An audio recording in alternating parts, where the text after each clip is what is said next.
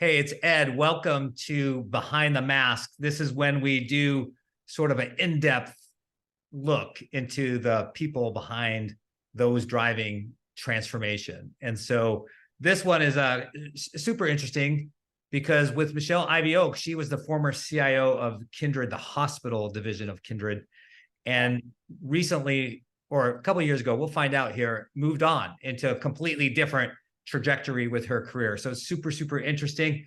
And that's why I wanted to have you on Behind the Mask. So welcome, Michelle. Well, thank you. It's a pleasure to be here. I'm so glad that you asked me. And we actually, our paths have crossed probably for the last 10 years doing CIO work. And so it's a pleasure to be here because really organizations are big dysfunctional families. And so that's where I'm sort of working in now with people who need help with their emotional health.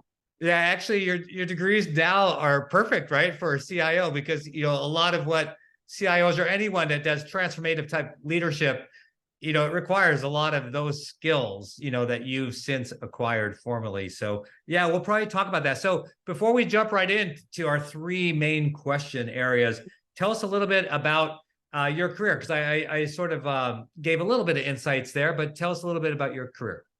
Right. So I sort of worked my way up in the information technology world through consulting, first at Ernst & Young and then at Capgemini, and then had a lot of very good experiences and did a lot of outsourcing. That was really my basis of what I did and how I learned really how to be a chief information officer was through outsourcing engagements and learned more from the people who I didn't really get along with very well or had issues with personalities. And those are the moments in your career where you say, wow, what am I doing here, and is this really beneficial for me as an individual? And so during the outsourcing process, I moved from healthcare into supply chain and working for actually Hydro One up in Canada, and really wasn't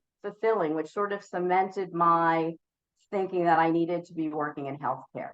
And so at that point, I transitioned from consulting to work at a large long-term care leader and didn't have to travel anymore, which was delightful. And through that, worked my way up and became the chief information officer of the hospital division of Kindred Healthcare. And through that, there's a lot of different personalities, a lot of matrix environment that I worked with, and I was always sort of mentoring and counseling people, as I believe being a servant leader, that is part of our responsibility to do so. And through doing that, knew that didn't want to be a CIO for the next however many years I wanted to work because for me it wasn't sustainable. Because it was a lot of hard work. Your decisions that you make at that level, especially for a company as successful as Kindred, was, sort of hard on me. And good thing for me is, every opportunity is a gift, and that as the CIO of the division, there were 4 divisions and 4 CIOs and an overarching CIO, and we were doing budgeting. And a lot of what I did as the CIO was innovation and also support, but more innovation. And when Kindred shifted to wanting to be sold in the next several years, which was unbeknownst to us, at this level, we sort of, all the CIOs, we looked at the budget and said, wow, there's really not a lot of money here to do innovation. And so it was mostly support. And we actually budgeted ourselves out of our jobs, really, right? Which was beneficial for the organization and something that you needed to do. For me, working in outsourcing, that wasn't really a big deal, knowing that was happening, because in outsourcing, I was always, this is my engagement. I'm here for a certain period of time. And I was confident that I'd be put on another engagement, but it's sort of that ending, you don't really know what was happening. So for me, it wasn't really shocking to have to now sort of decide what I was going to do with the rest of my career, right? Or my life. And I decided, because my husband is a marriage and family therapist and a PhD in social work, that I was going to follow in his footsteps and go back to school and be a therapist. Because again, the work that I was doing with mentoring and helping people in that organization, and trying to figure out why personalities were, the way they were on teams. Organizational psychology actually was always really something that I enjoyed to sort of be in the midst of. And so I went back to school and got a master's in marriage and family therapy and went through that licensing process. And then now I'm a licensed marriage and family therapist in Kentucky and Indiana. And that is what I do with my life on a daily basis. Yeah, I love it. It's so unique. Again, one of the reasons that I just love having you on as a guest, because it's a little bit different of a career trajectory, but makes total sense. At what age did you realize you were a leader? Well, probably if you talk to anyone who knew me as a child, probably even then. Yeah. I was the person who always stuck up for the underdog, was the person who, in gym class was asked to hold the hand of the person who was either shy or had some type of disability, because I was always like, a person's a person. And the more different they were from me, the more I wanted to engage with them and understand what their perspective was. And so probably from an early age, looking back, I was a leader because I was a voice for people who did not have a voice. And I think if you would talk to people who knew me growing up in my career in IT, would say that, I wore my heart on my sleeve and I was there for the underdog. And if something needed to be said, I would be the one to say it, right? Yeah. And I, had always aspired to be the leaders that I saw much success in, and also the leaders that I didn't think were leading that well. It took a lot of advice from the people that I really didn't admire, because I wanted to know how they worked and didn't want to do it that way. But I was very fortunate that people would take me under their wing, because I would sort of want to understand, much like you need to do in IT, from the point A all the way to point Z. I really wanted to understand what that process was. And so I was very fortunate in that some very good leaders and some not so good ones, in my opinion, took me under their wing. So all my life, Ed, is the roundabout answer to that question. Yeah, no, I love it. Was there something that your parents forced you to do when you were a kid that you're like, I can't believe I have to do this? But now as an adult, you look back and say, I'm glad they had me do that. Yes. Typing class as a senior in high school that I did not want to do. And my mother was like, you are taking that class. I was like, oh my gosh, because I thought that my parents, even though I really did not have an option other than college, that they wanted me to be an admin assistant, or at that time a secretary, right? Which is a very noble profession. In fact, the people that I work with, your admin is your gold, right? It's the person who organizes your life. And what a great role that is. Not for me, but I'm very fortunate to have some wonderful people who have supported me in that way. But I did not want to take this typing class, on typewriters. That's if people know what typewriters are. That that they were electric, though, I have to say. Yeah. And it was the best thing that my mother had told me that I absolutely had to do, because what did I end up doing is like typing all the time on, as working in IT. So it worked out really well.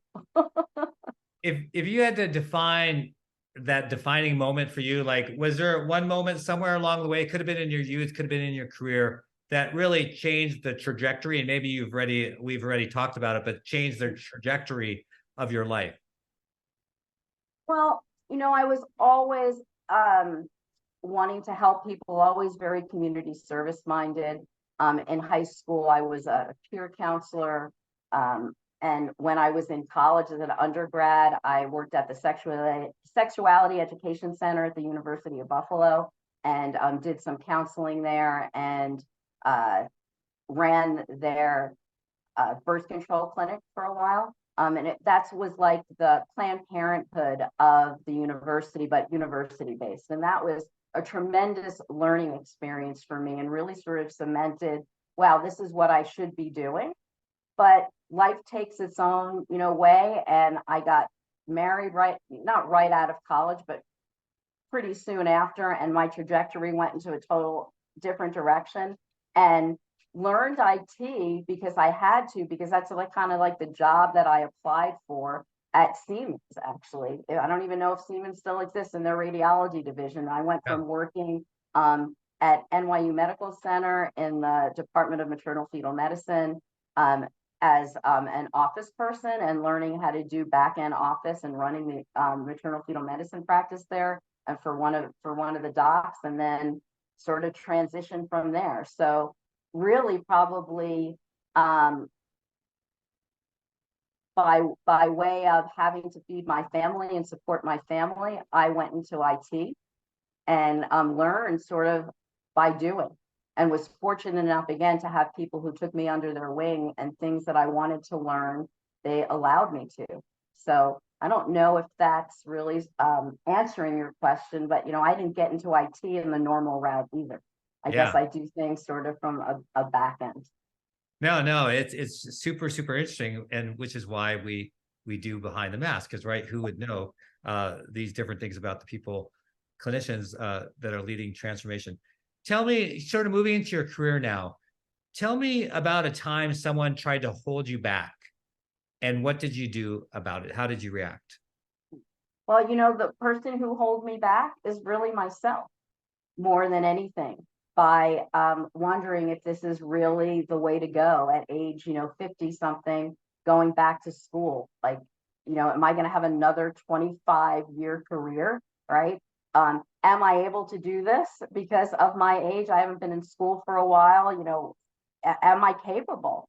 And it's always been, I think, myself that has held me back with things like, can you really do it? Listening to the outside influences who really don't know you, but sort of stick in your head with that negativity loop. And so when I got into school, I realized that, wow, I really can do this. And not only can I do this, I really think that I can make a difference because of the knowledge that I had working in IT and with ethics and with privacy and security. I'm actually also a subject matter expert in privacy and security, certified by AHIMA, which is the people who do all the medical record stuff. So that has come together into something that, wow, I can do that. I know that, and I can help other people now in this new life that I'm living understand what privacy and security is and move forward. So it's we in my opinion, we hold ourselves back more than anything by thinking that we can't, when if we just try, we really can. And so I bring that into my practice too, that positivity. One of my monikers is I can make any negative into a positive, and I dare you to try to make me not be able to do it, because I lived a life for a long time that I was not happy and not fulfilled. I mean, I enjoyed my job, but I was traveling 100% of the time for a good majority of the time that my boys were growing up. And when I had my daughter, was when I actually transitioned off the road and went to work here in Louisville, Kentucky for Kindred. And then realized also as I grew that, my personal life wasn't really fulfilling me, and made a huge change there. And now I'm living the best life that I ever have. Honestly, it's the last 10 years really have been consistently the best 10 years of my life as far as productivity and happiness. Maybe 8, 10, 10's a little stretch, but we'll say 10. Just Yeah, and so for anyone listening that finds himself in a challenging spot, right, there's hope. There absolutely is hope. You can do anything and be anything that you want at any time. It is never too late. It doesn't matter what you've experienced. Every experience, as a matter of fact, that you've had before today has led you to today, and you're prepared for it. And being in the present and realizing that being alive and being able to make a difference today, you can always wake up tomorrow and make changes if you don't like yourself. And that's really the only person that you should be comparing yourself to, not anybody else, but as the person that you were yesterday. Yeah. And so, yeah, there's always hope. Hope is a wonderful thing. And that's a lot what I do in my therapy practice is I hold hope for people who may not be there yet. And just by saying that, that brings such a relief to people that somebody is sort of on their side and on their team looking out for them. It makes a big difference. So I love the word hope. It's hopeful. Yes, no, I'm a big believer also. So tell me, what would you say to the next generation? I actually heard you give a speech at a college graduation, at a university graduation. But what would you say to people of college age or early career in terms of the time to relish the time? Like, what time would that be? You know how we're always in a hurry, right? We're in a hurry Yeah. to get our license, we're in a hurry to be able to drink, we're in a hurry to Yes. graduate, we're in a hurry to whatever. Yes. What is there a particular moment in time that you would really double down on and say people, hey, really cherish this time? I will, you're right. We're always looking to, always is a strong word, but a lot of the times we are looking to what's the next thing? What's the next thing? And we do miss what's happening in the present. We're not mindful of it. I would say to slow down and really live in your moment. Because if you're always looking to the future, you're going to miss what's happening right now. And what's happening right now is important because, like what I said, everything that you're doing today prepares you for tomorrow. And there are lessons there that you're going to miss. You're going to miss, your kids talking to you about how their day was. And you're like, okay, I'll get to it later. But they're not going to want to tell you something if you're not paying attention to them right now. Yeah. So I would say slow down. Oh, there's the cat. Slow down and relish the moment that you're in, because the moment that you're in is going to go away in the next moment. Yeah. And you're not going to prepare yourself for the things that you really need to know tomorrow unless you're focusing on today. Yeah. And when you focus on tomorrow, it creates anxiety. Yes, there are some things you have to plan for, right? And do, but don't get too far in front of your skis, if you will, because then you're going to miss it. And if you spend too much time with the woulda, shoulda, couldas, you're going to become depressed. And that's really what depression is. And so you can't spend too much time there either, but you can learn from those things. So my suggestion is not only to slow down, but every day be grateful for what you have and really experience what you have. Plan for the future, but don't plan too far ahead, and get some goals that you can meet and then exceed those goals. Goals are really important. I have to Yeah. tell you that for the first time in my life, I'm now on another set of a 5-year plan for goals. I'm in the 16th month of that. But for the 5 years before that, that is honestly the first time in my life, Ed, that I could say that I made a plan for 5 years and I met every goal that Nice. I wanted to. And it was because I believed in myself and that I believed that I could. Whether I could or not, I Yeah. believed every day that I could. And I had mantras to make me believe it. So we say, fake Yeah. it till you make it. And I did a lot of times fake it until I made it. And it was one of the most proud moments that I've ever had to say that I had a 5-year plan and I stuck to it. And I'm living the best life. Yeah, that's awesome. Well, let's end with this then, because that was sort of directed at sort of young career, young maybe parents. What about people like you and I? So we had the same sort of thing where we're mid-career and we decided, hey, we've done the CIO thing for a while. We love it. It's very, it's great to help organizations. It's fulfilling, but we're ready to move on. But not, so my question is not about the people ready to move on, but the people at that point, that what sort of encouragement or ideas would you give them as they're thinking through that next step? Because they are at that point like, oh gosh, do I really want to keep doing this? Do I want to pivot some other direction? What should people be thinking about, to help bring clarity or help make that decision? I think thinking about what your core needs are, meaning not only maybe in a relationship, but also for yourself. What do you really need to be happy? What do you really need on a daily basis to live your best life? And, it sounds like an easy question, but it really isn't, because you really have to go deep in and figure out the things that do make you happy. And really, happiness is the goal, because if you are happy, sort of, you put I truly believe in energy. And so when you put out this happiness, you also attract it.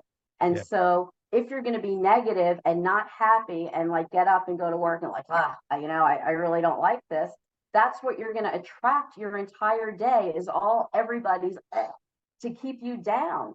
But if you really figure out what makes you happy, that's what you're going to put out, and that's what you're going to get back. So figuring out what your core needs and wants are, and also figuring out what your deal breakers are, the things that you don't like, maybe about yourself, maybe about your job, maybe about your relationships, and how do you go about and change those. And I would really think that that should be a core understanding of you in this, or you, the Yeah. collective you, in this sort of midlife of ours. Because when we're the age that we are, we know that there's finite things that are happening, because people that we know are later in life, we're getting ill, we're dying.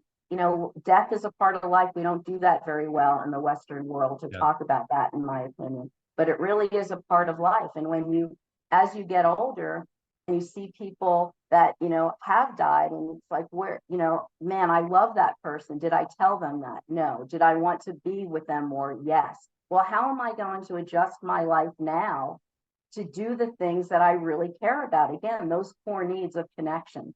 So really sitting with yourself and figuring that out, and then formulating a plan on how you meet all of those core needs. Because if you have 5 core needs and you're only living to those 4 that you have, that 5th need is going to irk you, because Yeah. it's going to be an irritation. You got to figure out how to get all your needs met. So Yeah. that's what I would suggest. Well, Michelle Ivy Oak, this has been awesome. It's like a masterclass and really good insights for leaders. That's why I was so attracted to you, the blend of the fact that you've been there, done that, you understand the world of the CIO and someone in healthcare or executive, and then you pivoted and you started something else in your life, and then you have, as a result of both experiences together, you have this great insights. It's very helpful for people. So I sort of took us in a little different direction because I thought this was pretty unique. So Michelle, I just want to thank you for being part of Behind the Mask. It's my pleasure, Ed. Again, thank you for the invite, and I've really enjoyed this. So thank you again. Appreciate it. All right, that wraps up Behind the Mask.